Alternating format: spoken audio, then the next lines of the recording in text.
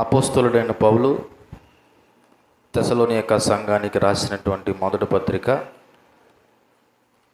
4వ అధ్యాయము 14వ వచనం ఒకటి నేను చదువుతాను. గత వారము 13వ వచనాన్ని మనం ధ్యానం చేశాము. ఇప్పుడు 4వ అధ్యాయము 14వ వచనం. యేసు మృతి పొంది తిరిగి లేచినని మనము నమ్మిన ఎడల అదే ప్రకారము యేసునందు నిద్రించిన వారిని దేవుడు ఆయనతో కూడా వెంటబెట్టుకుని వచ్చును. ప్రార్థన. పరలోకమందున మా తండ్రి, పరిశుద్ధుడైన ప్రభువా, మీకు వందనాలు. ఈ ఉదయకాల సమయంలో మీ కృపాసనేతకు వచ్చిన నన్ను మమ్మల్ని మీ చేతులకు అప్పగించుకుంటూ మీ కుమారుడైన యేసుక్రీస్తు వారి ద్వారా చేసినటువంటి బలియాగాన్ని లేదా ఆ శ్రమను, ఆ పునరుత్థాన ఫలం గురించి మేము ధ్యానం చేస్తుండగా పరిశుద్ధాత్మ దేవుని యొక్క సహవాసం మాకు మీరు తోడుగా ఉంచమని, ఇక్కడున్న నీ పిల్లలతో మీరు మాట్లాడి వారి హృదయంలో కార్యం చేయమని యేసుక్రీస్తును నామములో ప్రార్థన అడిగి వేడుకొంచున్నాం తండ్రి, ఆమేన్. ప్రభునందు ప్రియమైన సంగమా, గత వారము 13వ వచనం ఏదైతే చదివామో ఆ వచనం యొక్క కొనసాగింపే ఈ యొక్క 14వ వచనం కూడా. ఈరోజు మన వర్తమానం పేరు మనందరి నిరీక్షణకు పునాది యేసుక్రీస్తు పునరుత్థానమే. మనందరి నిరీక్షణకు పునాది యేసుక్రీస్తు యొక్క పునరుత్థానమే. ఎందుకు నిరీక్షణ అనంటే, గత 13వ వచనంలో నిరీక్షణ లేని ఇతర వలె మీరు ఏం చేయకూడదు, దుఃఖపడకండి. మరి ఎందుకు దుఃఖపడకూడదు అన్నది ఈ 14వ వచనం మనకు సమాధానం చెప్తుంది. ఎందుకు దుఃఖపడకూడదు అన్న విషయానికి ఈ 14వ వచనం మనకి ఏం చెప్తుందంటే సమాధానం అనేది చెప్తుంది.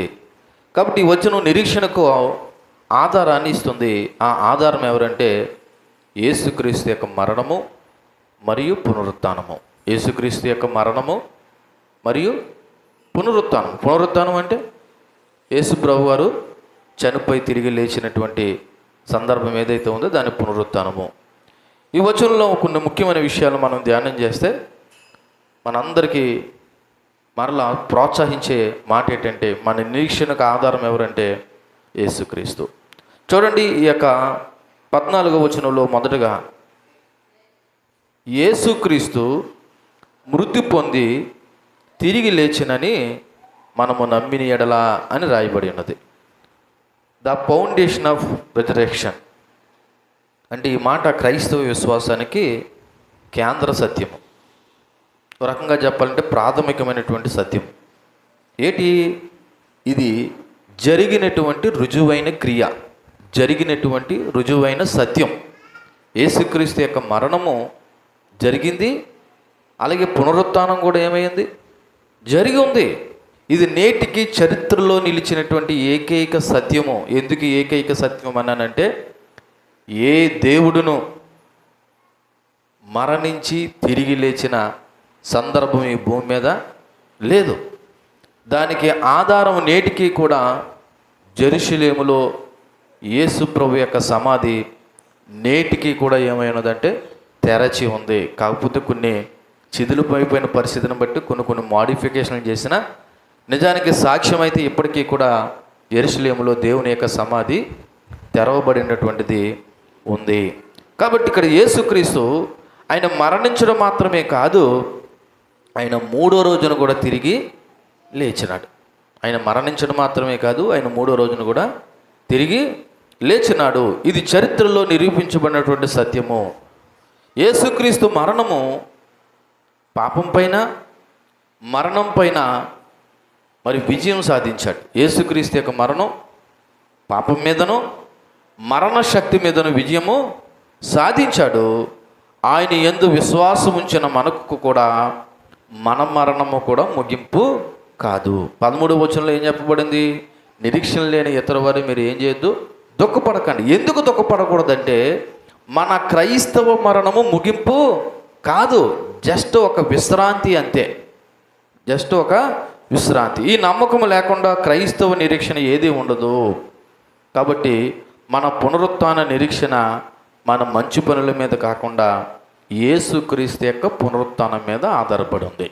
ఇక్కడ మనం అందరూ గుర్తించవలసిన విషయం ఏంటంటే, రేపటి దినాన మనం పునరుత్థానం అయితే అది కేవలం మనం బ్రతికిన మంచి పనులను బట్టి కాదు, మన మంచితనాన్ని బట్టి కాదు, కేవలం మనం నమ్మిన ప్రభువైన యేసుక్రీస్తు తిరిగి లేచాడు కాబట్టి ఆ క్రమంలో క్రీస్తునందు విశ్వసించిన మనం కూడా ఏం చేస్తాము, లేస్తున్నాం కాబట్టి గమనించాలి. అయ్యో నేను భూమి మీద మంచిగా బ్రతికాను, అందుకే నా మంచితనాన్ని బట్టి నేను తిరిగి లేచానని అనుకోకూడదు. యేసుక్రీస్తు యొక్క పునరుత్థానం మీద మన పునరుత్థానం కూడా ఆధారపడి ఉన్నది. దానికి సాక్ష్యం ఏంటంటే, ఒకసారి కొరింథీయులకు రాసినటువంటి మొదటి పత్రిక 15వ అధ్యాయము 20వ వచనాన్ని ఒకసారి మనం చదివినట్లయితే, 15వ అధ్యాయము ఇప్పుడైతే నిద్రించిన వారిలో ప్రథమ ఫలముగా క్రీస్తు మృతుల్లో నుండి లేపబడి ఉన్నాడు. ఇప్పుడైతే, ప్రస్తుతానికి నిద్రించిన వారిలో చూడండి, యేసు ప్రభు యొక్క మరణాన్ని కూడా ఏ విధంగా పోల్చడం జరిగిందంటే నిద్రించిన వారితో పోల్చడం జరిగింది.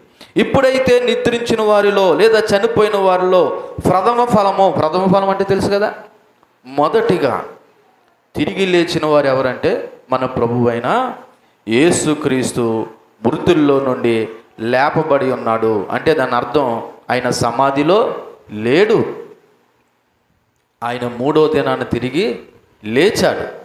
ఆయన లేవడమే కాదు, తండ్రి కుడిపార్శ్వాన కూర్చొని ఆసీనుడై మన కొరకు ఏం చేస్తున్నాడంటే విజ్ఞాపన చేస్తున్నాడు. కాబట్టి ఇక్కడ మనం అందరం గమనించవలసింది, దేవునికి, నిజమైన దేవునికి మరణం అనేది ఉండదు. మరి యేసుక్రీస్తు ఎందుకు మరణించాడంటే, మరలా చెప్తున్నాను, మన పాప శిక్ష భరించి మన దోషాన్ని క్షమించి మరణం మీద విజయాన్ని పొంది, ఇదిగో నా యందు విశ్వసించిన వారు కూడా నేను ఎలాగైతే తిరిగి లేచానో అలాగే మీరు కూడా లేస్తారు అని మనందరికీ గొప్ప నిరీక్షణ ఇవ్వడానికి తాత్కాలికముగా యేసుప్రభు యొక్క జీవితంలో మరణం అనేది చిన్న బ్రేక్, కానీ ఆయనకి మరణము లేదు, ఎప్పటికీ ఉండబోదు. ఎందుకంటే దేవుడికి జనన మరణాలు ఉండవు. రెండోది, యోహాను సువార్త 14వ అధ్యాయము 19వ వచనాన్ని కూడా మనం చదువుతాం. యోహాను సువార్త 14వ అధ్యాయము 19వ వచనంలో కూడా, అయితే మీరు నన్ను చూతురు, నేను జీవించుచున్నాను కాబట్టి మీరు కూడా ఏం చేస్తారు అంటే, మన ప్రభువైన యేసుక్రీస్తు మరణించి ఉన్నాడా, జీవించి ఉన్నాడా? దయతో మీరు అందరూ సమాధానం చెప్పాలి. వినండి శ్రద్ధగా. మన ప్రభువైన యేసుక్రీస్తు ఆయన సమాధిలో లేడు, మరణించి లేడు, ఆయన జీవించి ఉన్నాడు కాబట్టి మీరు కూడా ఏం చేస్తారంట, జీవిస్తారు. సో ఈ మొదటగా యేసు మృతి పొంది తిరిగి లేచినని మనము నమ్మిన యెడల, అంటే మన ప్రభువైన యేసుక్రీస్తు మరణం పొందాడు, ఆయన తిరిగి ఏం చేశాడు, లేచాడు. ఇది మనం ఏం చేయాలా, క్రైస్తవ బిడ్డలుగా మనం ఏం చేయాలా, నమ్మాలి. ఏం చేయాలి, నమ్మాలి. నమ్మడం అంటే ఏంటన్నది నేను లాస్ట్లో జ్ఞాపకం చేస్తాను. ఫస్ట్ మనం అందరూ ఇక్కడ గుర్తు చేసుకోవాల్సిన విషయం ఏంటంటే, యేసు ప్రభు వారు నిజంగా మృతి పొందారు, ఆయన తిరిగి లేచారు. అది దేవుని పిల్లలుగా మనం ఏం చేయాలి, నమ్మాలి. సరే, ఈ తెస్సలోనికీయులకు రాసిన పత్రిక 4వ అధ్యాయము 14వ వచనంలో యేసు మృతి పొంది తిరిగి లేచినని మనము నమ్మిన యెడల అన్న దానితో ఒక మాట అయితే, అక్కడ రెండో మాట అదే ప్రకారము అని ఉంది. ఇన్ ద సేమ్ వే, అదే ప్రకారము. ఏదే ప్రకారము?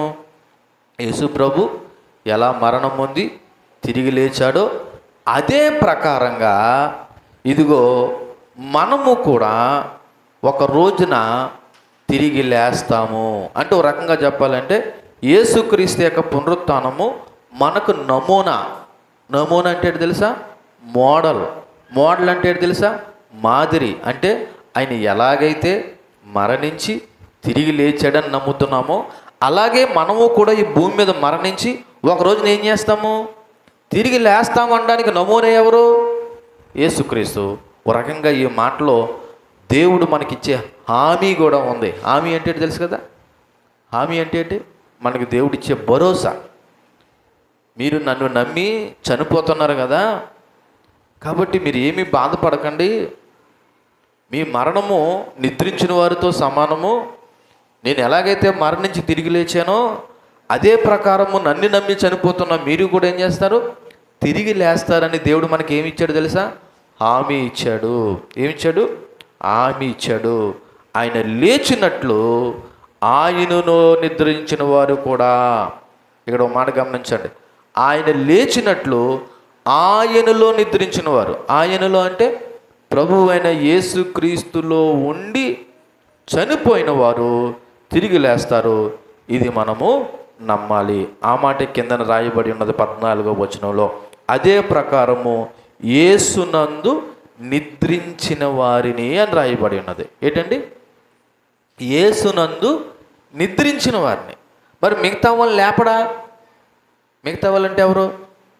ప్రభువుని విశ్వసించలేనటువంటి వారు ఇంకా ఈ భూప్రపంచంలో ఎవరైతే ఉన్నారో వారిని లేపడా అంటే లేపుతాడు దేవుడు. అది రెండో రాకడ సమయంలో కాదు. రెండో రాకడ సమయంలో ఆయన లేపేది లేదా మరణం నుండి తిరిగి లేచేది ఎవరంటే కేవలము భూమి మీద ఉండగా ప్రభువును నమ్మి విశ్వసించి ఆయనలో జీవిస్తూ ఆయన కొరకు బ్రతుకుతూ ఎవరైతే కనుమూస్తారో నిద్రిస్తారో వాళ్ళనే దేవుడు ఏం చేస్తాడంటే రెండో రాకడ సమయంలో ఆయన ఏం చేస్తాడు? లేపుతాడు. మరి మిగతా వాళ్ళని ఎప్పుడు లేపుతాడు? అది తర్వాత మాట్లాడదాం, అది తర్వాత ప్రాసెస్.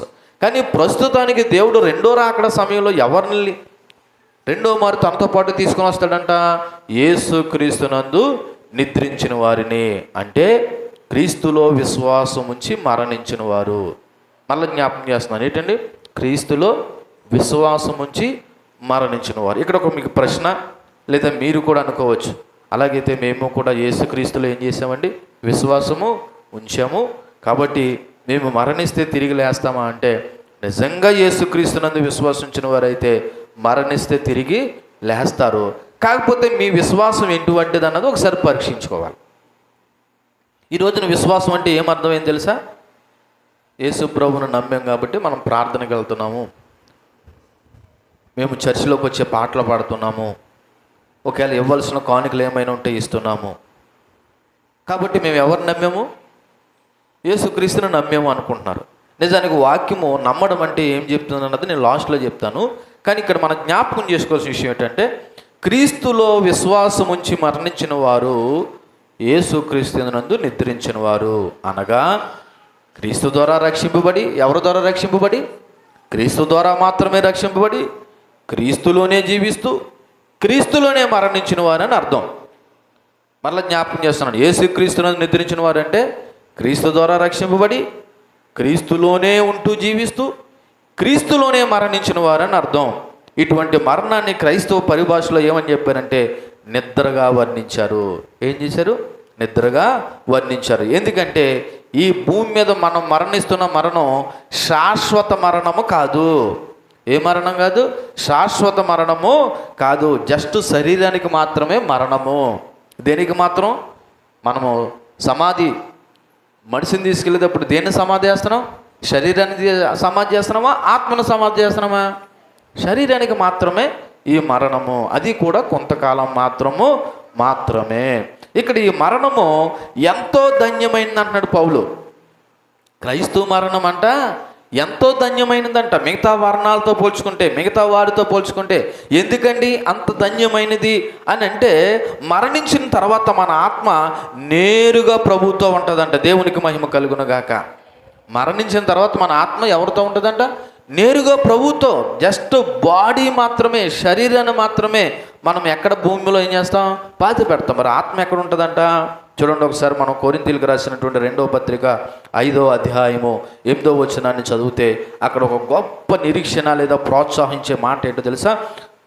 5వ అధ్యాయం 8వ వచనం, ఇట్లు ధైర్యము కలిగి ఈ దేహమును విడిచిపెట్టి ప్రభువునొద్ద నివసించుటకు ఇష్టపడుచున్నాము. అంటే ఈ దేహాన్ని విడిచిపెట్టిన వాళ్ళు విడిచిన తర్వాత వెంటనే వాళ్ళ ఆత్మ ఎవరి దగ్గర ఉంటుంది అన్నమాట? ఎవరి దగ్గర ఉంటుంది? ప్రభువునొద్ద నివసించడానికి ఇష్టపడుతున్నాము ఈ దేహాన్ని విడిచిపెట్టి. అయితే ఇక్కడ ఒక మాట, అందరి యొక్క ఆత్మ దేవుని దగ్గర ఉంటుందని మాత్రం అనుకోకండి.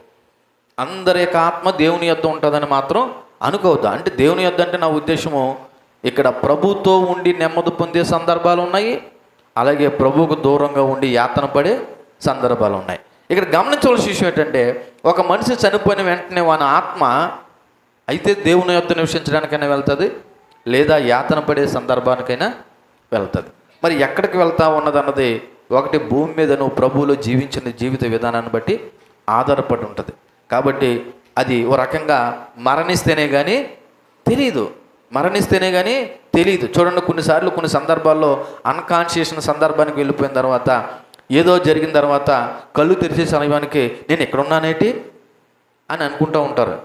ఎక్కడ ఉన్నటువంటి బహుశా హాస్పిటల్లోనో, బహుశా వేరే చోట, లేకపోతే నీది కానీ స్థానంలోనూ ఉంటావు. కళ్ళు తెరిచే సమయానికి నేను ఎక్కడున్నానేంటి అన్నప్పుడు అక్కడ ఉన్న వాళ్ళు ఏం చెప్తారు?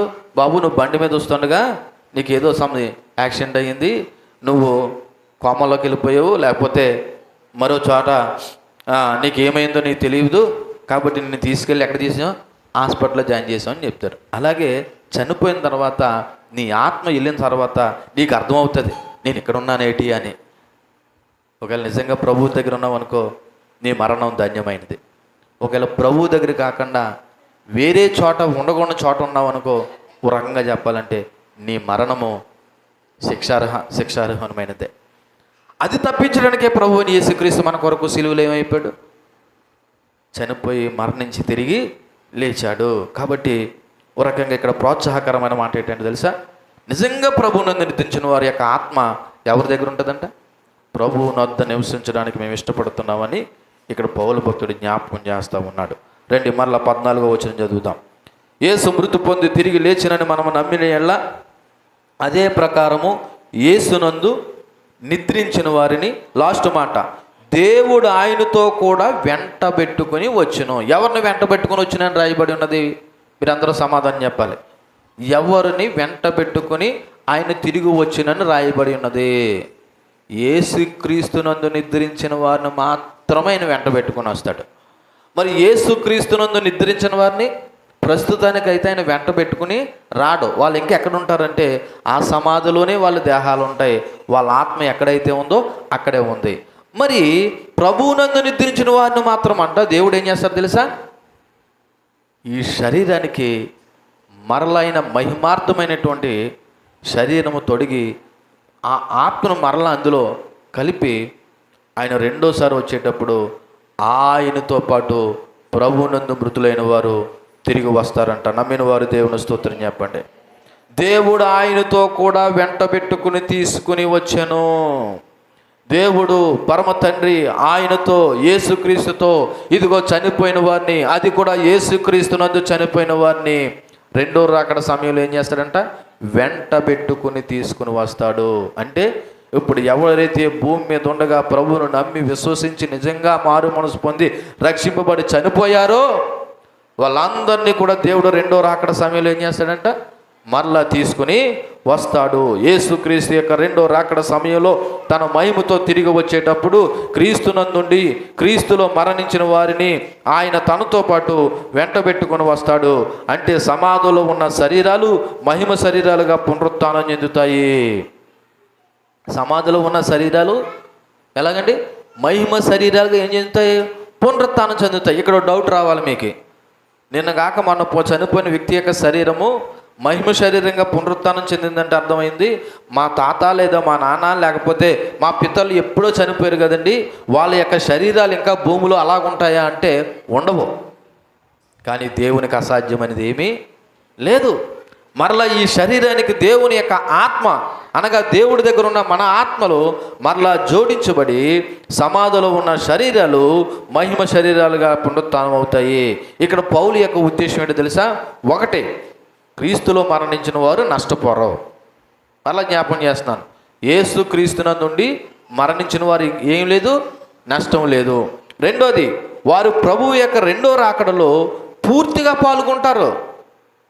ప్రభు యొక్క రెండో రాకడలో పూర్తిగా పాల్గొంటారు. మూడోది, వారికి కూడా అదే మహిమ లభిస్తుంది. దేవుడి యొద్ద ఏ మహిమ అయితే ఉందో అదే మహిమ లభిస్తుంది. ఎందుకు తిమోతి ఈ రకమైనటువంటి మాట ఈ 14వ వచనంలో చెప్పాడంటే తెస్సలోనిక సంఘానికి, మీకు గత వారంలో గుర్తు చేశాను, తెస్సలోనిక సంఘంలో కొంతమంది చనిపోయారంట. చనిపోతే ప్రభువు కానీ రెండో రాకడ త్వరగా వచ్చేస్తే మా చనిపోయిన వారి యొక్క విశ్వాసాల యొక్క పరిస్థితి ఏంటని ఈ బాధను ఎవరి దగ్గర చెప్పారంట? తిమోతితో చెప్పారంట. తిమోతి వెళ్ళి ఏం చేశాడు? పౌలుకి చెప్పాడు. అందుకే పౌలు వాళ్ళని ధైర్యపరుస్తూ, నా సహోదరులారా, నిరీక్షణ లేని ఇతర వల్లే మీరు బాధపడకండి. ఎందుకు బాధపడకండి అంటే, ఇదిగో మన ప్రభువు మరణించి తిరిగి లేచి పునరుత్థానుడైనట్టు, ఇదిగో యేసుక్రీస్తునందు విశ్వసించి చనిపోయిన మీ సహోదరులు కూడా అదే ప్రకారముగా వాళ్ళు కూడా పునరుత్థానులు అవుతారు. కాకపోతే ఎప్పుడు అవుతారంటే, ఆయన రెండో రాకడ సమయంలో క్రీస్తునందు మృతులైనటువంటి మీ సహోదరులను మహిమా శరీరంతో వెంటబట్టుకుని తీసుకుని వస్తాడు. కాబట్టి మీరేమీ బెంగపడకండి, వాళ్ళు పూర్తిగా దేవుని యొక్క మహిమ ద్వారా జీవించబడతారని వాళ్ళకున్న డౌట్ని లేదా వాళ్ళకున్నటువంటి సందేహాన్ని పౌలు ఈ పత్రిక ద్వారా తీర్చడం జరిగింది. అయితే ఈ వచనంలో ఉన్నటువంటి ప్రధాన సందేశాన్ని ఒకటి జ్ఞాపకం చేసుకుంటే, మన పునరుత్థాన నిరీక్షణకి ఆధారం ఎవరంట? మన శక్తి కాదు, మన నీతి కాదు, కేవలం యేసుక్రీస్తు మరణించి తిరిగి లేచిన చారిత్రక సత్యము. అంటే యేసుక్రీస్తు ఎప్పటికీ జీవిస్తున్నాడు కాబట్టి ఆయనను విశ్వసించిన వారు కూడా ఎప్పటికీ జీవిస్తారు. దేవునికి మహిమ కలుగును గాక.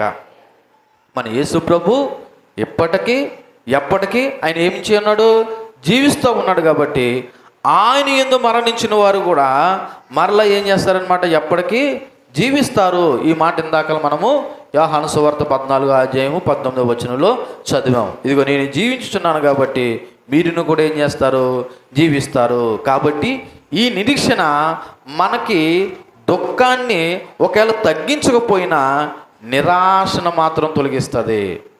దుఃఖం అంటే ఏంటి? చనిపోయినప్పుడు మన బంధువులను బట్టి మనం ఏం చేస్తాం? ఏడుస్తూ ఉంటాం లేదా?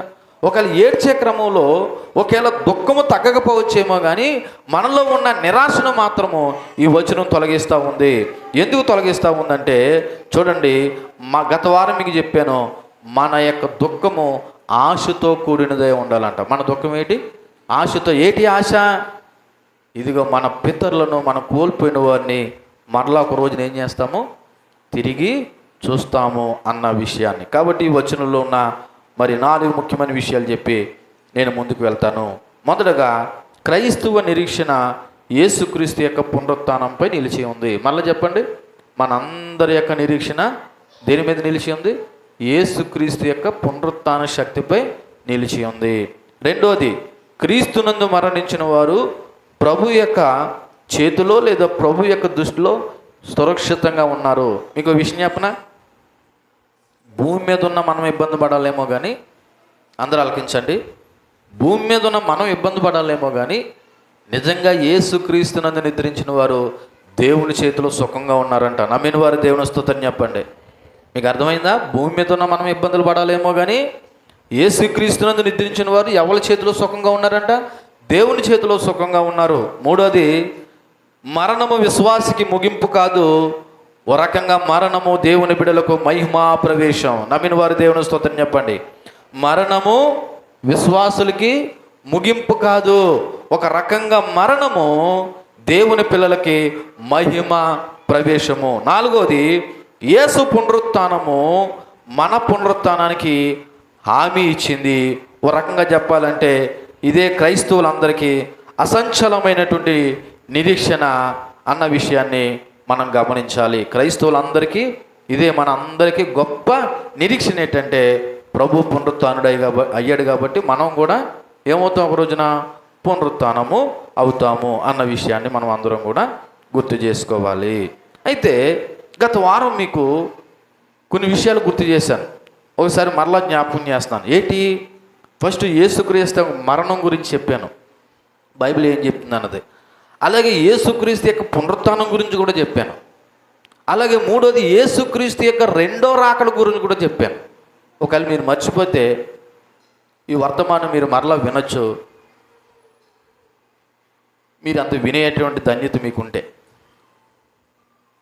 యేసుక్రీస్తు యొక్క మరణం గురించి, యేసుక్రీస్తు యొక్క పునరుత్థానం గురించి, యేసుక్రీస్తు యొక్క రెండో రాకడ గురించి అసలు వాక్యం ఏం చెప్తుందో లేఖనాల ఆధారంగా గత వారం మీకు గుర్తు చేశాను. సో ఇక్కడ మనం అందరం గమనించవలసిన విషయం ఏంటంటే యేసుక్రీస్తు యొక్క జననం సత్యం. నమ్మారా మీరు? యేసుక్రీస్తు యొక్క జననము సత్యము. అందుకే మనం ఏం జరుపుకుంటాం? క్రిస్మస్ జరుపుకుంటాం. క్రిస్మస్ ఎందుకు జరుపుతారో తెలుసా? ఎందుకు జరుపుతారండి క్రిస్మస్ అంటే? యేసు ప్రభు ఈ లోకానికి శరీరధారిగా పుట్టాడని. రెండోది, యేసుక్రీస్తు యొక్క మరణం కూడా సత్యం. అందుకే మనం ఏం జరుపుకుంటాం? గుడ్ ఫ్రైడే జరుపుకుంటాం. నమ్ముతున్నారా లేదా? అలాగే యేసుక్రీస్తు యొక్క పునరుత్థానం కూడా సత్యం. అందుకే మనం ఈస్టర్ పండుగ జరుపుకుంటాం. యేసుక్రీస్తు జననం సత్యము, యేసుక్రీస్తు మరణం సత్యము, యేసుక్రీస్తు యొక్క పునరుత్థానం కూడా సత్యము. ఈ మాట ఆలకించండి అందరూ. అలాగే యేసుక్రీస్తు యొక్క రెండో రాకడ కూడా సత్యము.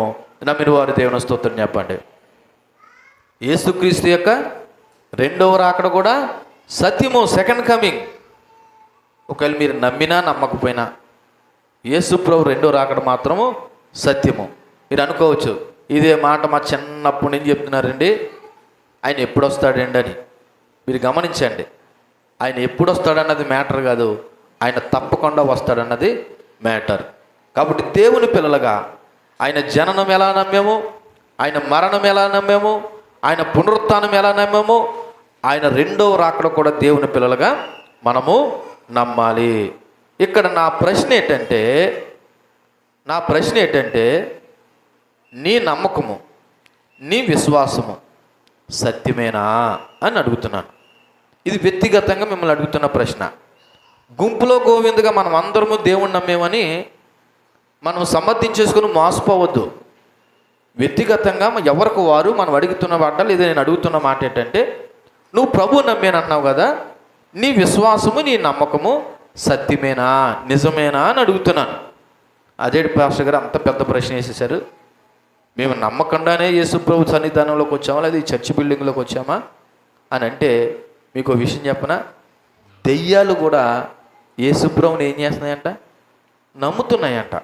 మరి ఆ నమ్మకాన్ని మన నమ్మకాన్ని కలిపి ఒకలాగే లెక్క కడదామా? నమ్మడం అంటే చర్చి బిల్డింగ్లోకి వచ్చి కూర్చోవడం కాదు, లేదా కానుకలు ఇవ్వడం కాదు, లేదా దశమ భాగాలు ఇవ్వడం కాదు, లేకపోతే మీ ఇంటికాడ వ్యక్తిగత కృతజ్ఞత కొడుకులు లేదా ప్రార్థనలు చేయడం కూడా కాదు. మరి ఏంటి నమ్మడము అంటే, 4వ అధ్యాయం 14వ వచనంలో ఒక మాట ఉంది చూడండి, మరలా చదువుతున్నాను. యేసు మృతి పొంది తిరిగి లేచినని అక్కడ రాయబడిన మాట మనము నమ్మిన ఎడలా అని ఉంది. ఏమనుందండి అక్కడ? చూసారా లేదా మీరు? ఏమనుంది? మనము నమ్మిన ఎడల. మనం అంటే ఏంటి? ఇక్కడ పౌలు తనను కూడా కలుపుకొని తెస్సలోనిక సంఘస్థులతో మాట్లాడుతున్నాడు. నేను నమ్మిన ఎడల అని అనలేదు. ఏంటి? మనము నమ్మిన ఎడల అన్నాడు. అంటే ఇక్కడ ఒక రకంగా చెప్పాలంటే, యేసుక్రీస్తు నిజంగా లేచాడో లేదో తెలియదు, బహుశా లేచి ఉండొచ్చులే అని నువ్వు అర్థం చేసుకున్నావు అనుకో, అది నీ నమ్మకం కరెక్ట్ నమ్మకము కాదు. ఇక్కడ ఈ సందర్భంలో మనము నమ్మిన ఎడల అనే మాటకు అర్థం ఏంటంటే, యేసుప్రభు అందరూ చెప్తున్నారండి తిరిగి లేచాడని, బహుశా తిరిగి లేచి ఉండొచ్చులే అని నమ్మేమనుకో, అది నీ నమ్మకం నిజమైన నమ్మకము కాదు. అయితే ఇక్కడ పౌలు మనం అనే మాట వాడడానికి గల కారణం ఏంటంటే, నేను మాత్రమే కాదు, మనము మాత్రమే కాదు, తెస్సలోనిక సంఘస్థులు మాత్రమే కాదు, క్రీస్తును విశ్వసించిన వారు అందరినీ ఉద్దేశించి ఈ మాట చెప్తున్నాడు. ఇది సార్వత్రిక నియమము. దేవునికి మహిమ కలుగును గాక. కాబట్టి క్రీస్తును విశ్వసించే ప్రతి విశ్వాసి కూడా ఈ సత్యాన్ని నమ్మాలి. అదే నిజమైన విశ్వాసం. ఏంటి సత్యము? మన ప్రభువు అని యేసుక్రీస్తు తిరిగి లేచానని నమ్మటం. కాబట్టి ఈ సత్యాన్ని నువ్వు నమ్మాలంటే ఫస్ట్ యేసుక్రీస్తు నమ్మటం ఏంటి నీకు అర్థం కావాలి. మళ్ళీ చెప్తున్నాను, ఈ సత్యము లేదా నువ్వు నమ్మావు అంటే యేసుక్రీస్తు నమ్మటం ఏంటో నీకు అర్థం కావాలి. కాబట్టి ఆ నమ్మకం అనే మాట గురించి చెప్పి నేను ముగించే ప్రయత్నం చేస్తాను. ఇక్కడ నమ్మిన ఎడల అనే మాట ఉంది కదా, నిజంగా మనము నమ్మేమా? నిజంగా ఇక్కడున్న మీరు అందరూ నమ్మేరే లేదో ఇప్పుడు మనం పరీక్ష చేసుకుందాం. మన రోగం వచ్చినప్పుడు హాస్పిటల్కి వెళ్తే ఏ పరీక్షలు చేస్తున్నారు? రక్త పరీక్షలు చేస్తున్నారు కదా. రక్త పరీక్షల్లో ఏ లోపాలు లేకపోయి ఇంకా బాధ అలాగా ఉంటే తర్వాత ఏం చేస్తున్నారు? స్కానింగ్లు చేస్తున్నారు కదా. ఎంఆర్ఐ స్కానింగ్ కానీ, సిటీ స్కానింగ్ కానీ, అబ్డోమోన్ స్కానింగ్ కానీ, రకరకాల స్కానింగ్లు ఉన్నాయి కదా. ఆ స్కానింగ్ల్లో రోగం ఏమైపోతుంది మనకి నిజంగా ఉంటే తేలుతుంది కదా. అలాగే ఈ పూట ఈ ఉదయకాల సమయమున ఇప్పుడు మనము మాట్లాడుతున్నా లేదా ధ్యానం చేస్తున్నా ఈ మాటల ద్వారా నిజంగా యేసు ప్రభువుని నమ్మేమో లేదన్నది మనకు అర్థమైపోతుంది. దయతో మీరు అందరూ మెలకుగా ఉండి ఆలకించాలని మనవి చేస్తూ ఉన్నాను. అయితే ఇక్కడ మనం జ్ఞాపకం చేసుకోవాల్సిన విషయం, యేసుక్రీస్తు అనే దేవుడు ఉన్నాడు. ఆయన మా ఇంట్లో వాళ్ళందరూ నమ్ముకున్నారు కాబట్టి నేను కూడా నమ్ముకున్నాను అంటే ఇది నమ్మకం కాదు. మళ్ళీ చెప్తున్నాను, ఈ భూమి మీద చాలామంది దేవుళ్ళు ఉన్నారు, అందులో యేసుక్రీస్తు అని కూడా దేవుడు ఉన్నాడు. ఆ దేవుడు నేను ఎలా నమ్ముకున్నానంటే మా అమ్మ నాన్నలు నమ్ముకున్నారు, వాళ్ళమ్మ నాన్నలు నమ్ముకున్నారు, అలాగే నేను కూడా నమ్ముకున్నానని అనుకుంటే కావ్య నీ నమ్మకం నిజమైన విశ్వాసం కాదు. ఓ రకంగా చెప్పాలి, నువ్వు చర్చ్ బిల్డింగ్లోకి ఎందుకు వచ్చావంటే మీ అమ్మమ్మోళ్ళు మీ ఇంట్లో వాళ్ళు నమ్ముకున్నారు కాబట్టి నువ్వు కూడా చర్చిలోకి వచ్చావు. ఒకవేళ మీ అమ్మమ్మోళ్ళు మీ ఇంట్లో వాళ్ళు వేరే దేవుణ్ణి నమ్ముకుని ఉంటే నువ్వు కూడా ఏం చేద్దు, ఆ దేవుణ్ణే నమ్ముదు. బహుశా ఇక్కడున్న నాతో సహా అలాగ నమ్మకంలో వచ్చిన వాళ్ళే చాలామంది క్రైస్తవులు. అర్థమైందా? చాలామంది క్రైస్తవులు మా ఇంట్లో పేరెంట్స్ ఎవరు నమ్ముకున్నారు? యేసుక్రీస్తు నమ్ముకున్నారు. కాబట్టి ఇప్పుడు పిల్లలుగా మేము కూడా ఎవరు నమ్ముకున్నాము? యేసుక్రీస్తుని నమ్ముకున్నాము అని అనుకుంటున్నారు, కానీ అది నిజమైన నమ్మకం కాదని ఈ ఉదయకాల సమయంలో మనం నేర్చుకోవాలి.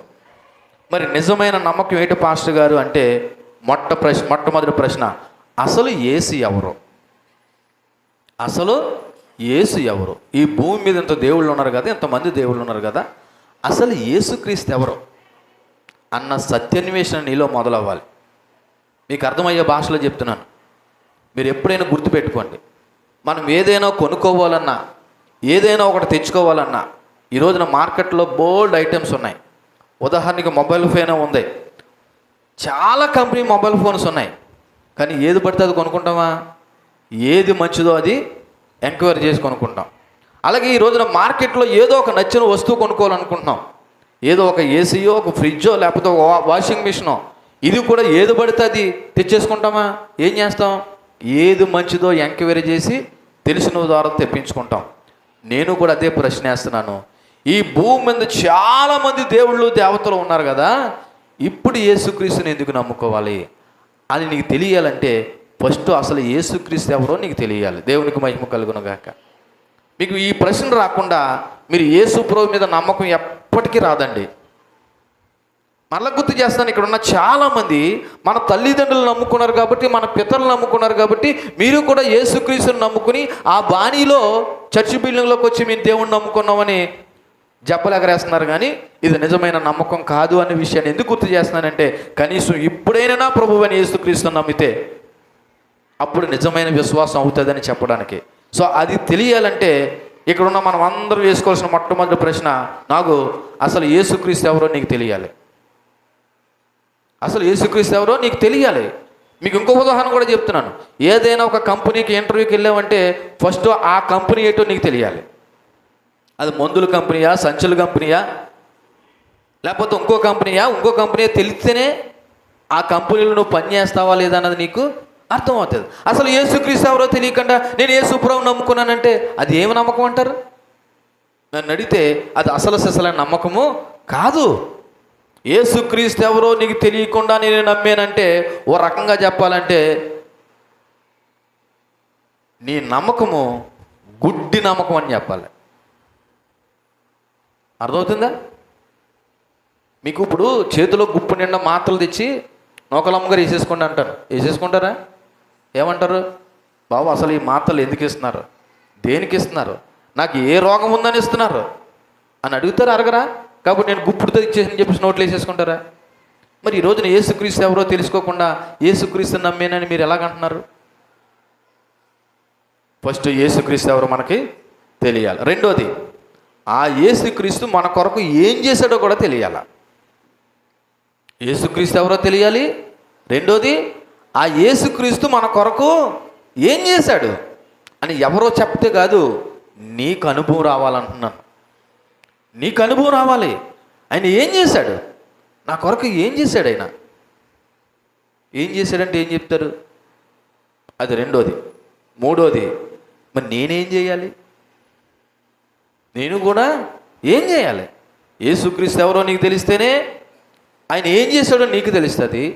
ఆయన ఏం చేశాడో నీకు తెలిస్తేనే ఇప్పుడు మూడోది నువ్వు కూడా ఆయన కొరకు ఏమి చేయాలో అర్థమవుతుంది.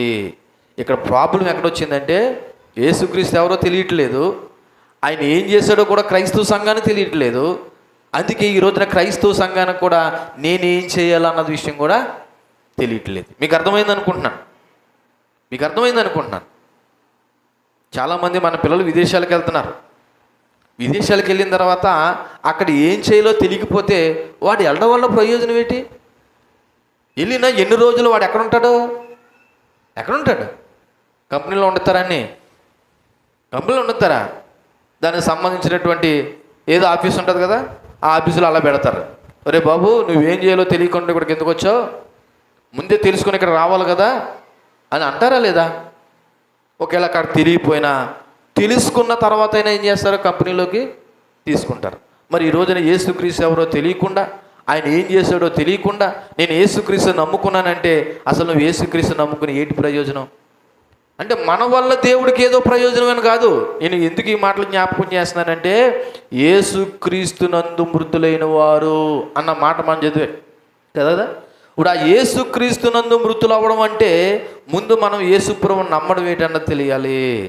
అసలు మన దేవుడేటో మనకు తెలియకుండా, ఆ దేవుడు మన కొరకు ఏం చేస్తాడో మనకు తెలియకుండా అసలు మనం యేసుక్రీస్తుని నమ్మేమని ఎలా అనుకుంటాం? అందుకే ఈ రోజున క్రైస్తవ సంఘానికి ఏం చేయాలో అర్థం అవ్వట్లేదు. ఏమర్థమైంది తెలుసా? ఈ రోజున ప్రార్థన అంట, వెళ్ళొచ్చేద్దామంట. ఇదే నమ్మడం అయితే నువ్వు ఎప్పటికీ విశ్వాసవు కాదు. నువ్వు చేయవలసింది చాలా ఉంది. ఏం చేయాలి పాస్టర్ గారు అంటే కొన్ని విషయాలు మీకు జ్ఞాపకం చేస్తాను. యేసుక్రీస్తుని కేవలం నమ్మటమే కాకుండా ఆయనపై ఆధారపడాలి, ఆయనలో జీవించాలి, ఆయనలాగా బ్రతకాలి. యేసుప్రభువు నమ్మడం అంటే ఆయనపై ఆధారపడాలి, ఆయనలో జీవించాలి, ఆయనను అనుసరిస్తూ బ్రతకాలి. కాబట్టి ఈ మూడు మాటలు నేను జ్ఞాపకం చేస్తూ ఉన్నాను. ఫస్ట్ యేసు ఎవరు?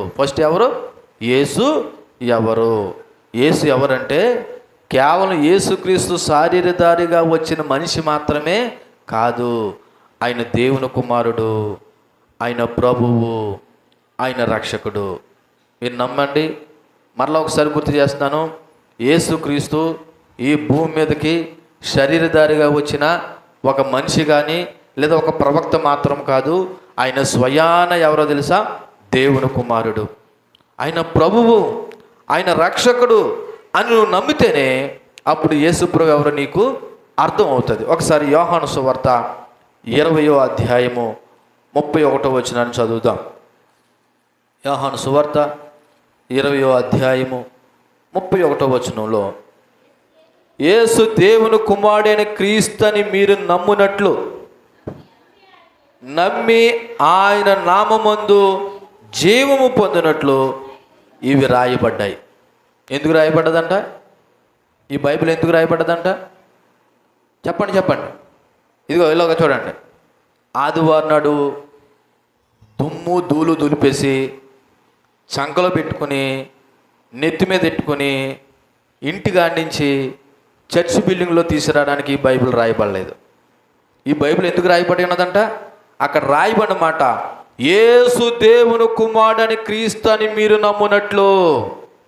ఇలా చూడండి, నేను చెప్తున్నాను ఉదాహరణకి, అమ్మా యేసు క్రీస్తు నిజమైన దేవుడు అని అన్నాను. అలా అన్నానని నమ్మకండి. మీరు ఏం చదవండి? బైబిల్ చదవండి. రేపు పొద్దున్న ఎవరో వచ్చి యేసుక్రీస్తు దేవుని కుమారుడు కాదంటారు. అప్పుడు కూడా మీరు ఏం చదవాలి? బైబిలే చదవండి. ఎందుకే మనకి ఏది ఆధారం? బైబిల్ ఆధారం. మీరు అనొచ్చు, మరి బైబిల్లో నిజమని ఎలా నమ్మొచ్చండి అంటే పేతురు అంటున్నాడు, ఇది దైవావేశం వల్ల కలిగిన బైబిల్. దేని వల్ల కలిగిందంట? దైవావేశం వల్ల. దైవావేశం అంటే ఏంటి?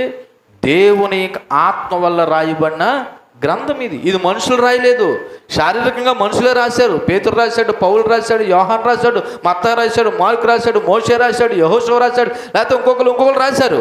కానీ వీళ్ళందరూ కూడా దైవావేశం వల్ల రాశారు. నమ్మిన వారు దేవుని స్తోత్రం చెప్దాం. కాబట్టి ఈ బైబిల్ ఎందుకు రాయబడి ఉన్నదంట? యేసుక్రీస్తు దేవుని కుమారుడని క్రీస్తుని మీరు నమ్మునట్లును, అంతేకాదు నమ్మి ఆయన యందు జీవము పొందినట్లు. దేవునికి మహిమ కలుగును గాక. ఇప్పుడు నమ్మి మనం ఏం పొందుకోవాలా? జీవము.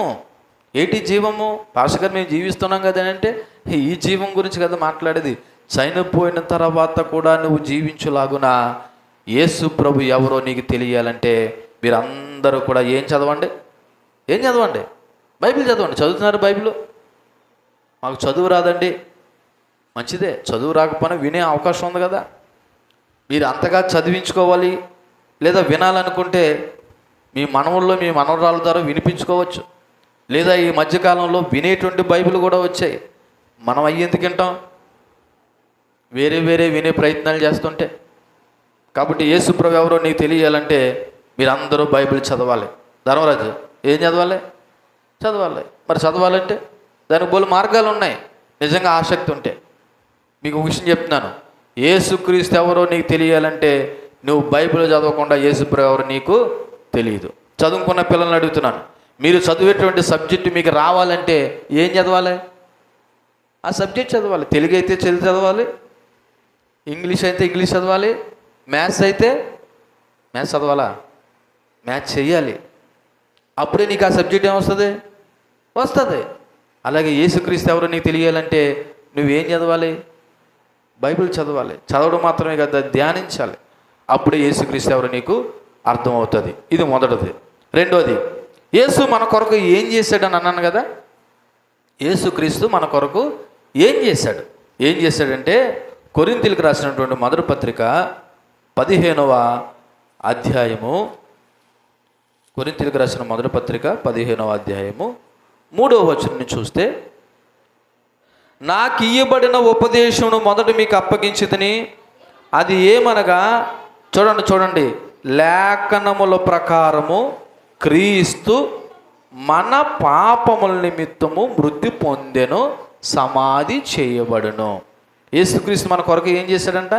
లేఖనాల ప్రకారం అనగా దేవుని యొక్క చిత్త ప్రకారం మనుషులు చేసిన పాపము నిమిత్తము మన అందరి కొరకు ఆయన ఏం చేయబడ్డాడంట? మరణం పొందాడంట, సమాధి చేయబడ్డాడంట. మళ్ళా 4వ వచనం చదవండి, అదే లేఖనాల ప్రకారము 3వ దినాన కూడా ఆయన ఏం చేయబడి ఉన్నాడు? లేపబడి ఉన్నాడు. ఇప్పుడు చెప్పండి, మన దేవుడు ఇంకా సమాధిలో ఉన్నాడా? లేచిన దేవుడా? చెప్పండమ్మా, లేచిన దేవుడు. మరి ఇంతకీ ఆయన లేచి ఏం చేశాడంట? మనకి ఏం చేశాడంట? అసలు ఈ భూమి మీదకి వచ్చి యేసుప్రభు ఏం చేశాడంట? క్రిస్మస్ జరుపుకోనకు వచ్చాడు ఆయన? గుడ్ ఫ్రైడే జరుపుకోనకు వచ్చాడా? లేకపోతే ఈస్టర్ పండుగ జరుపుకోనకు వచ్చాడు ఆయన? నిజానికి అవి మనం జ్ఞాపకం చేసుకొని సెలబ్రేట్ చేసుకుంటున్నాం. కానీ దేవుని యొక్క ఉద్దేశము మన క్రిస్మస్లు చేసుకోవాలనో, గుడ్ ఫ్రైడేలు చేసుకోవాలనో, ఈస్టర్ పండుగలు చేసుకోవాలని కాదు.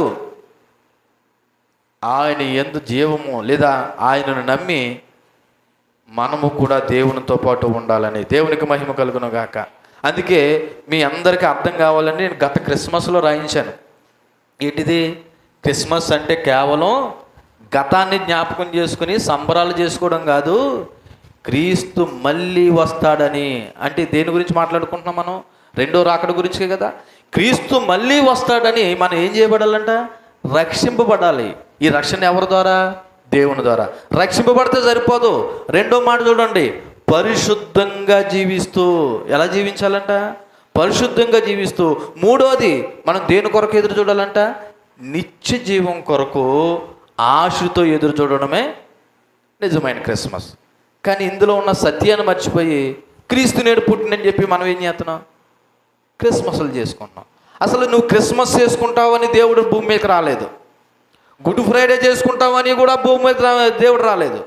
నేను తిరిగి లేచాను కాబట్టి ఈజ్ రైజ్ అని చెప్పి ఆయన తిరిగి లేచాడని చెప్పడానికి కూడా భూమి మీద రాలేదు.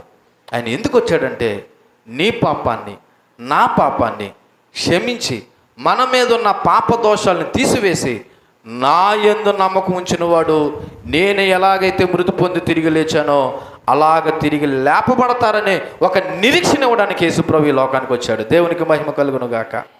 కాబట్టి యేసుప్రభు మన కొరకు ఏం చేశాడంటే మీరు ఏం చెప్తారు? ఆయన మామూలు త్యాగం చేయలేదు. సింపుల్గా ఆయన మరణించాడని మాట అనేస్తున్నాం, కానీ ఆయన మరణం ఎంత ఘోరాతి ఘోరమైన మరణమో తెలుసు కదా. ఆయన మన కొరకు ఎన్ని త్యాగాలు చేసాడో మనకు తెలుసు కదా. అందుకే నేను అంటున్నాను, యేసుక్రీస్తు ఎవరో నీ తెలియకుండా ఆయన కొరకు బ్రతకలేవు. యేసుక్రీస్తు మన కొరకు ఏం చేశాడో తెలియకుండా నువ్వు ఆయన కొరకు బ్రతకలేవు. మీకు చిన్న ఉదాహరణ చెప్పి నేను ముందుకెళ్తాను. ఒక కుమారుడు ఉన్నాడంట. ఆ కుమారుడికి అన్నీ కూడా తన తండ్రి ఏం చేశాడు తెలుసా? సకల భోగాలు సమకూర్చాడంట. ఏది తక్కువ కాకుండా అన్నీ ఇచ్చాడంట. కానీ వృద్ధాప్య సమయానికి వచ్చేసరికి ఆ కుమారుడు ఏం చేశాడు తెలుసా? తన తండ్రిని విస్మరించి ఒక అనాథ ఆశ్రమంలో జాయిన్ చేయడానికి ప్రయత్నం చేశాడంట. అప్పుడు తన తండ్రికి పరిచయం ఇస్తున్నటువంటి ఒక క్లోజ్ ఫ్రెండ్ తట్టుకోలేక ఆడిని పిలిచి, ఆ కుమారుని పిలిచి గతాన్ని జ్ఞాపకం చేశాడంట. ఒరే బాబు, నువ్వు సొంత కుమారుడు కాదురా, వాడికి నిన్ను రోడ్డు మీద ఎవలో పాడేస్తే మీ తండ్రికి పిల్లలు లేక నిన్ను తీసుకుని వచ్చి నిన్ను సాకి నిన్ను శుద్ధి చేసి నిన్ను శుభ్రం చేసి నీకు మంచిగా చదివిపించి ఈరోజున తన ఆస్తి అంతా నీకు రాసిస్తే నువ్వు ఇప్పుడు అతను తీసుకెళ్ళి ఎక్కడ పెడుతున్నావు? అనాథాశ్రమంలో పెడుతున్నావా అని చెప్పినప్పుడు ఆ కుమారుడు గుండెలు బాదుకొని, అంకుల్ ఈ సత్యాన్ని నాకు తెలియపరిచినందుకు నీకు వందనాలని చెప్పి తన తండ్రి పట్ల ఏం కలిగినాడో తెలుసా? కృతజ్ఞత కలిగి మరణం వరకు తన తండ్రిని విడిచిపెట్టలేదంట. నేను ఎందుకు ఈ మాట చెప్పాను తెలుసా? యేసు ప్రభు యొక్క త్యాగం ఏంటో కూడా నీకు తెలియనంత వరకు ఆ యేసు ప్రభు నమ్మడం కూడా నీ వల్ల అవదు. యేసు ప్రభు త్యాగం ఏంటో నీకు అర్థం కావాలి. ఆయన మరొకరకు ఏం చేశాడో నీకు అర్థం కావాలి. అది అర్థమైతేనే నువ్వు యేసు ప్రభులో బ్రతకడానికి, యేసు ప్రభులో జీవించడానికి నువ్వు ఇష్టపడతావు.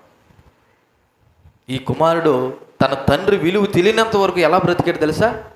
తన పెంచి పోషించిన తండ్రినే అనాథ ఆశ్రమంలో జాయిన్ చేయడానికి ఇష్టపడ్డాడు. ఈ రోజున చాలామంది క్రైస్తవులు యేసు ప్రభువును మరలా సిలువ ఎందుకు వేస్తున్నారు తెలుసా? ఆయన మన కొరకు ఏం చేశాడో తెలియకే. అందుకే యేసుక్రీస్తు ఎవరో నీకు తెలియాలి, ఆయన ఏం చేశాడో తెలియాలి. మూడోది, యేసు పునరుత్థానం పొందాడని కూడా నమ్మాలి. అంటే ఆయన ఒక్క మరణమే కాదు, ఆయన ఏం చేశాడు? తిరిగి లేచాడు. ఒకసారి రోమిలకు రాసిన పత్రిక 10వ అధ్యాయము 9వ వచనం కూడా చూడండి. రోమిలకు రాసిన పత్రిక 10వ అధ్యాయము 9వ వచనం. యేసు ప్రభువు అని నువ్వు మొదట ఏం చేయాలి? ఒప్పుకొని దేవుడు మృతుల్లో నుండి ఆయనను లేపినని నీ హృదయమందు విశ్వసించిన యెడల అప్పుడు దాకా నీకేం లేదు, రక్షణ లేదు. చాలామంది మేము రక్షింపబడ్డాం, బాప్తీసం తీసుకున్నాం, ఇంక మేము చచ్చిపోతే మమ్మల్ని సమాధి పెట్టిలో పెడతారు కాబట్టి మేము పరలోకను పోతామని అనుకుంటున్నారు. లేదు లేదు లేదు, ఇక్కడ రాయబడిన మాట తెలుసా? యేసు ప్రభువు అని ఫస్ట్ నీ నోటితో ఏం చేయి? ఒప్పుకో. రెండోది, దేవుడు మృతుల్లో నుండి లేచాడని నీ హృదయం అందు ఏం చేయి? విశ్వసించు. అప్పుడు నీకేం కలుగుతుంది? రక్షణ కలుగుతుంది. అప్పుడు దాకా నీకేం లేదు, రక్షణ లేదు. అందుకే మీకు ప్రారంభంలో చెప్పాను, మా అమ్మ నమ్ముకుంది, మా నాన్న నమ్ముకున్నాడు, మా అమ్మమ్మోళ్ళు నమ్ముకున్నారు, మా పితలు నమ్ముకున్నారు, కాబట్టి మేమే నమ్ముకుంటున్నామంటే మీ నమ్మకం వేస్ట్. మరి ఏది నిజమైన నమ్మకం? యేసు ప్రభువే నిజమైన దేవుడని నోటితో ఏం చేయాలి? ఒప్పుకోవాలి. అది బాప్తిసం ఇచ్చేటప్పుడు ఒప్పుకోవాలి. రేపటి దినాన ప్రతికూలత ఎదురైతే అప్పుడు కూడా ఏం చేయాలి?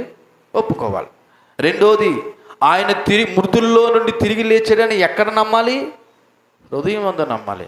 అప్పుడే అది నిజమైన విశ్వాసం అవుతుంది. ఇంతవరకు బాగానే ఉందండి. ఇవన్నీ జరగాలంటే ఒక 5 మాటలు చెప్పి నేను ముగిస్తాను. అప్పుడే యేసుప్రభువు ఎవరో నీకు తెలుస్తుంది, ఆయన ఏం చేస్తాడో తెలుస్తుంది, ఆయన మృతి పొంది తిరిగి లేచాడు లేదన్నది తెలుస్తుంది. ఆ 5 మాటల్లో ఫస్ట్ నువ్వు పాపివని గుర్తెరగాలండి. ఏంటండి? మీకు ఇందాక ఒక ఉదాహరణ చెప్పాను కదా, ఒరే నువ్వు అసలు కొడుకు కాదు, నిన్ను పెంచుకున్న కొడుకు, నువ్వు ఒక అనాథవి, నువ్వు రోడ్డు మీద పడి ఉంటే నీ తండ్రి నిన్ను సాకాడు అన్న విషయం తెలిసిన తర్వాత తన తండ్రి విలువేటో అతనికి ఏం చేసింది? ఇక్కడున్న మనం అందరం గుర్తు చేసుకోండి, నువ్వు పాపివనే విషయాన్ని గుర్తెరగనంత వరకు దేవుని యొక్క పరిశుద్ధత ఏంటి నీకు అర్థం అవ్వదు. మళ్ళీ చెప్తున్నాను స్వరూప, నువ్వైనా నేనైనా మనము పాపులము అన్న విషయాన్ని గుర్తెరగని వరకు దేవుడు విలువేటి మనకు తెలియదు. రోమీయులకు రాసిన పత్రిక 3వ అధ్యాయం 23వ వచనము అదే చెప్తా ఉన్నది. మనం అందరము ఏ భేదమును లేదు, అందరూ పాపం చేసి దేవుడు అనుగ్రహించు మహిమను పొందలేకపోయి ఉన్నారు. మనం అందరం ఎవరమంట? నువ్వే కాదు, నేను కూడా ఎవరిని? పాపిని. నేను పాపినన్న విషయాన్ని గుర్తెరగనంత వరకు నువ్వు ఎప్పుడూ కూడా ప్రభువుని విశ్వసించలేవు. ప్రభు ఎవరికి అవసరమో తెలుసా? పాపులకు అవసరం. ప్రభు ఎవరికి అవసరం అండి? పాపులు. అందుకే నేను రోగుల్ని పిలవచ్చాను కానీ ఆరోగ్యంగా ఉన్నవారిని కాదు అంటున్నాడు.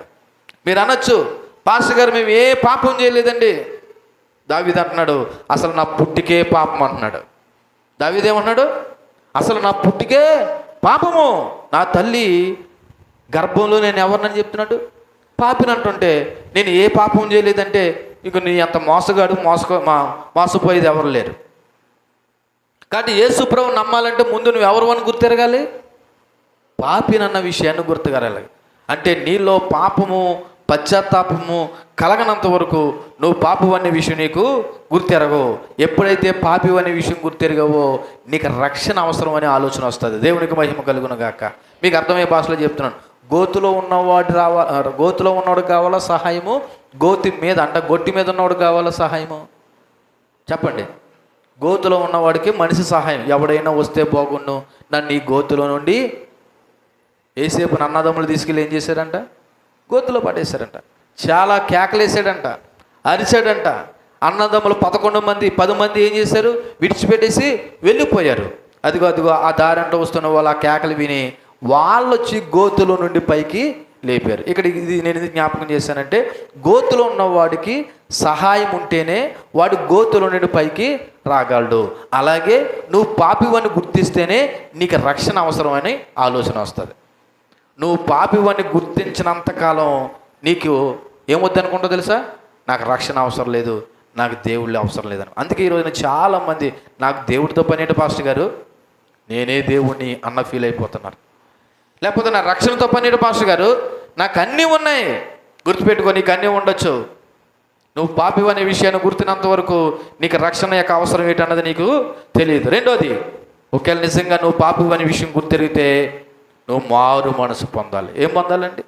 మారు మనసు పొందాలి. నేను పాపిననే విషయం అర్థమైన తర్వాత నువ్వు మారు మనసు పొందుకోకపోతే ఏమి ప్రయోజనం? పాపం ఒకటే తెలుసుకోవడం కాదు, పాపం నుండి తిరిగి దేవుని వైపు తిరగాలి. అదే మారు మనసు. దేవునికి మహిమ కలుగును గాక. మారు మనసు అంటే ఏంటనుకున్నారు? పాపాన్ని విడిచిపెట్టి దేవుని వైపు తిరగడమే మారు మనసు. ఒకసారి అపోస్తలుల కార్యాలు 2వ అధ్యాయము 37వ వచనంలో ఒకసారి వాళ్ళు ఏమంటున్నారు చూడండి.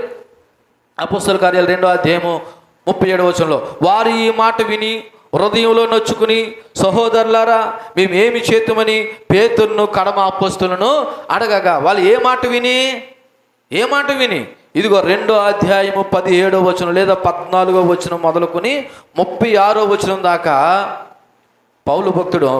పేతురు భక్తుడు అక్కడ ఒక గొప్ప ప్రసంగం చేశాడు. ఆ ప్రసంగంలో ఆయన ఏమంటాడు తెలుసా? చూడండి, ఆ ప్రసంగంలో ఏమంటున్నాడు చూడండి ఒకసారి. ఎక్కడ? 22వ వచనం. ఇశ్రాయేలు వారా ఈ మాట వినండి. దేవుడు నజరేయుడగు యేసు చేత అద్భుతములు మహత్కార్యాలు సూచక్రియలు మీ మధ్యన చేయించి ఆయనను తన వలన మెప్పు పొందిన వానిగా మీకు కనపరచును. అది మీరు ఎరుగుదురు. దేవుడు నిశ్చయించిన సంకల్పాన్ని ఆయన భవిష్యత్తు జ్ఞానం అనుసరించి అప్పగింపబడిన ఆయనను మీరు దుష్టుల చేత ఏం చేయించారు? సిలువ వేయించి సంపితిరి. ఎవరు చంపారు? యేసుప్రభుని మీరే చంపారు అంటున్నాడు ఇక్కడ పేతురు. మీరే అంటే ఎవరు? యూదులను పట్టుకుని అంటున్నాడు. అంటే అర్థం ఏంటో తెలుసా? ఆ పాపం చేసిన వాళ్ళు ఎవరు తెలుసా? మీరే అని ఎప్పుడైతే ఆ పాపులు మీరే అనే విషయాన్ని గుర్తెరిగారో, ఈ వాక్యం విన్న తర్వాత వాళ్ళు పొడవబడి నొచ్చుకుని, అయితే మమ్మల్ని ఏం చేయమంటారు? నిజమే, మేము పాపం చేసాం, తెలుసో తెలియక యేసుప్రభుని ఏం చేసేసాం? సిలువ వేసేసాం. కాబట్టి మిమ్మల్ని ఏం చేయమంటారు అని అన్నప్పుడు పేతురు ఏమన్నాడంట? 38వ వచనంలో, పేతురు మీరు మారు మనసు పొంది అని రాయబడి ఉన్నది. ఏం పొందాలంటే మారు మనసు పొంది. మీరు అనొచ్చు, పాస్టర్ గారు అలాంటి సిలువేశారు కానీ మేము కానీ సిలువేసామా? అని మీరు అనొచ్చు. ఆ సిలువుకి యేసుప్రభుకి మా సంబంధం లేదని అనకండి. ఆయన ఆ రోజున యూదుల పాపాల నిమిత్తమే కాదు, అందరి పాపాల నిమిత్తము, ఆఖరికి మనిషి అన్న తర్వాత పుట్టబోయేవాడి యొక్క పాపాల నిమిత్తము యేసుప్రభు సిలువలో ఏం చేశాడు? మరణించాడు. కాబట్టి మనం అందరూ ఏం పొందాలా?